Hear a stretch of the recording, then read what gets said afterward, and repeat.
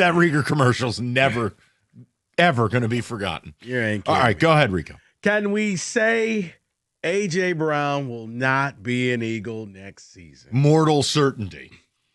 And again, the guy cries he doesn't get the ball. Then they get him the ball. First of all, they never win a game he has 100 yards receiving. Second of all, he's out here dropping critical passes.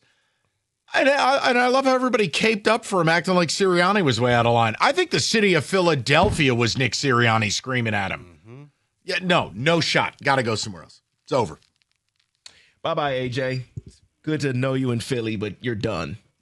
Steelers could use a receiver. I'm good. Yeah? No? Okay. Can we say Green Bay should make sure they retain Matt LeFleur? No. Do you realize Matt LeFleur, if the NFL didn't expand the playoffs, would have not made the playoffs 4 years running? Yeah. They played for the 7 seed and lost. 7 seed, 7 seed, 7 seed. And they blew a 21-3 halftime lead. And with 5 minutes to go in the game, do you know the win expectancy for the Packers was 97.6%? At a certain point, you're not the guy. Right, but you get Micah Parsons back next season, and your defense is going to be a lot better. Okay. Look, Parsons went down, Mike, and they were treading water. Do whatever you want to make the playoffs. It's a coveted job. I'm tired of looking at the guy and his over-manicured goatee. I've had enough. Just bottom line, why? What makes him special? Why am I bringing him back? What successes am I having with him where I go, oh, my God, I have to extend him? Right now, I'd fire him and call John Harbaugh and put him on a hot air balloon. Exactly. See, he's 3-6 in his playoff career, and you have to understand the franchise of Green Bay is about winning championships. 3-6 in the playoffs doesn't do that. Bye-bye. After watching this weekend, can we say the Rams will not be in the Super Bowl? I'm nervous. I hated their performance. I'm very, very nervous. Yeah, before the playoffs started, I put the Niners in the Super Bowl because I just didn't feel comfortable with some things with the Rams, and I didn't like what I saw. It's Sam Darnold's world, and we just live in it. Yeah, I actually found myself rooting for the Panthers. Like, can you guys do? Oh, nope, I guess you can't. Wow. Ginger Jesus, FDW. It's happening. I know it's happening. Can we say that Caleb Williams has a little Patrick Mahomes in him? He's got a lot. Well, I know all Lion fans are going to be all up in their feelings. There's a reason he was drafted number 1. And he took a lot of slander for his rookie year where he got sacked 100 times, but he only threw like 6 picks.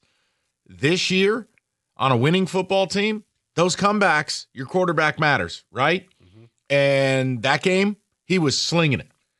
Not only the overtime win against Green Bay, where he made a one-of-one unicorn throw, he did it again on 4th down this weekend.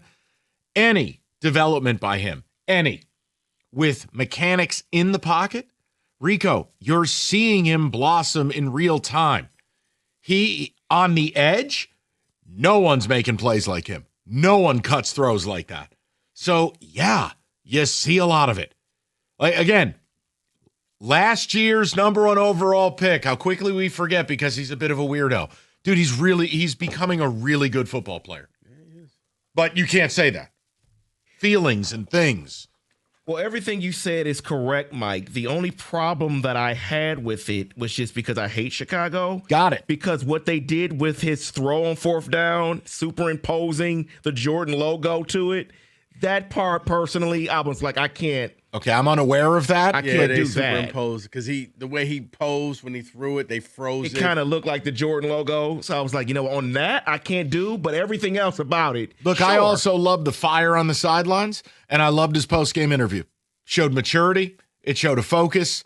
Less of the weird crap. You better hope he doesn't develop.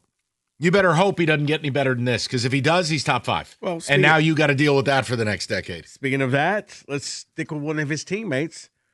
After this weekend, can we say Colston Loveland will be a star in this league? Stud. Superstar. I mean, Ben Johnson launched Sam Laporta's career, You're not allowed too. To say that. Yeah, well, I'm saying it. You know where he went to school and where he's playing. He's awesome. Yeah, you mean like how I had Mason Graham as my number 1 overall player in the draft, and I wanted the Giants to take him? Mm-hmm. Only losers that are sub-Grunk IQ use that against me. Yeah. I'm fine with Wolverines. It's the pros. right? I don't care. You could have gone to Satan Tech. I'll draft it. Carve out little holes in the helmet for your horns as long as you're good. Fire up Sparkies. All right. Loveland is a superstar. He looks incredible in Ben Johnson's offense. The verticality, his athleticism, phenomenal. Absolutely phenomenal. And I love Colston in college, but I did wonder. I'm like, you're taking him over Ty Warren? I had the same doubts. Yeah. Ben Johnson got it right. I got it wrong. He's correct. the fit for that I offense. don't know if he got it well, but Tyler Warren, once Daniel Jones left and got injured.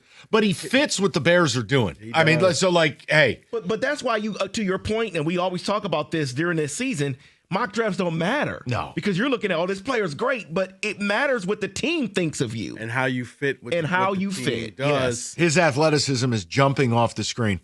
Middle of the field, can't stay with him. Great hands, too. Yeah. Great hands. Can we say Josh Allen will literally and figuratively carry the Bills to the Super Bowl? After what I watched, I'm convinced. I mean, his hand was busted up. His knee was busted up. The world's longest tush push. Evaluated for a concussion. He's got no receivers. I mean, poor Gabe Davis. Knee injury ended last year. This year, he's dead. He's done. His career's over. And all he does, go win the game. And that's against a good Jags defense with an Italian defensive coordinator. What a disgrace. But yeah, I quit. You can't beat him. He's a Marvel hero. He's ridiculous. That tush push, what the hell was that? I'm glad you said that, Mike, because it feels like Hulk. It feels like he has the gamma rays. Because what I didn't understand is he's holding his knee, and I'm looking, oh man, this is not good. And then they come back from break, and he's looking at film. I'm like, that means he's coming back. What is happening here? He's amazing. It was unreal. No, he is. Can we say that Kyle Shanahan should be considered for Coach of the Year? Yes, and I hate you. It's ridiculous. And I mean that as a compliment. It's utterly ridiculous with the injuries everywhere. For him to be producing that type of offense, those critical moments where you don't have anyone. They had players on the field I've never heard of. He dials up the trick play at the seminal moment. Of course, it works. But look at the explosives they generated. Oh, we're going to start the game with a 58-yard. Like, he's just an offensive genius. And that's why I don't accept the injury stuff. But again, they won't win the Super Bowl. But they're here because they have elite coordinators. Kyle being the offensive, Salah being the defensive. Coaching matters. It's what was missing from the Lions this year. It is, bringing Salah back was just perfect because they're sitting there. To me, they're co-head coaches. They're sitting together. You see them standing there. They're really good, and it does pain me that he's going to get probably Coach of the Year. What Salah's doing with that defense, it makes no sense. Well, he's already got a bunch of offers. Like people want him to come interview for a head coaching job. So I think this was he deserves one and done. And I also don't. His resume says he got fired. Yeah, he was the head coach of the Jets. That's part of your paycheck. Like the Jets could make Vince Lombardi look stupid. Can we say that it may be time for the Chargers and Justin Herbert to part ways? No. Listen, I understand the narrative.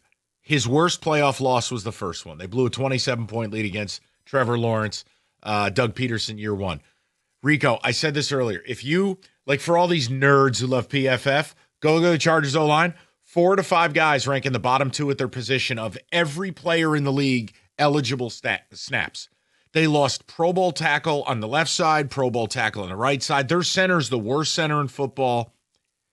At a certain point, I don't know how you can get by that.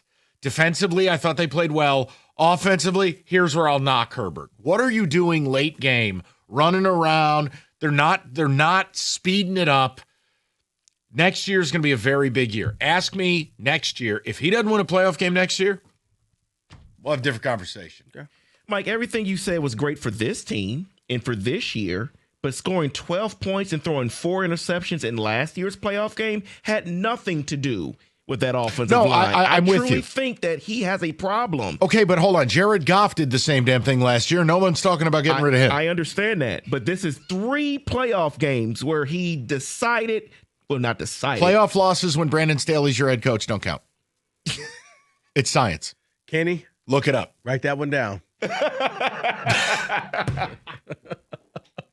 Look, the bottom line is it takes a really special player to get that carcass in the playoffs. It did. Now, You're I'm right. with you. He's got to win one soon. Can we say that Ben Johnson's aggressiveness will cost them a playoff game? Yes. He went out of his mind in the first half of that game. Out of his mind. Own 32. Ben. Yeah. But guess what? Sideline reporter asked him the question. Equally defiant. We're maximizing possessions. What we have to do next. Yes, it's going to cost him. You can't play that way all the time. So, I mean, it was fun for the moment, but no. Finally, David, this one's for you. Can we say that Mike Tomlin needs to win this game tonight, or he may be losing his job? I don't think Tomlin's going to lose his job. I think winning that Baltimore game, that put off a stay for another season. I think that is what did it, not losing the playoff game or not. The Pittsburgh Steelers now are like the Detroit Pistons 5 years ago. Yeah. They're just on this treadmill of mediocrity, and they have no off-ramp. They won't fire Tomlin. They won't commit to a rebuild, and Correct. they won't find a quarterback because of it. Correct. Where are you going? I do hope not just for fandom that they win, but for TJ Watt. He has no playoff wins in his career. Well, Well, you know what? You know he what? can cry on his private island. Your Steelers don't lose Monday night games at home. So I hope this Will Anderson rips Aaron Rodgers' head off. I think Aaron's And going to punts die it. tonight. Yes. Into all 3 rivers, the Mahangalela or whatever the hell it's and called. then go have a Panani Brothers sandwich. Getty. Permane Brothers is so overrated. They can throw that in the Allegheny. I don't like him at all. There's a lot Dry. of things that are overrated when it comes to different cities. Just dry. Because they were showing us Chicago pizzas during that. You mean the casserole? And I was laughing. I was like, I could just see. That's not pizza. You can't pick it up. It's not pizza. It's a casserole. You got to eat it with a fork.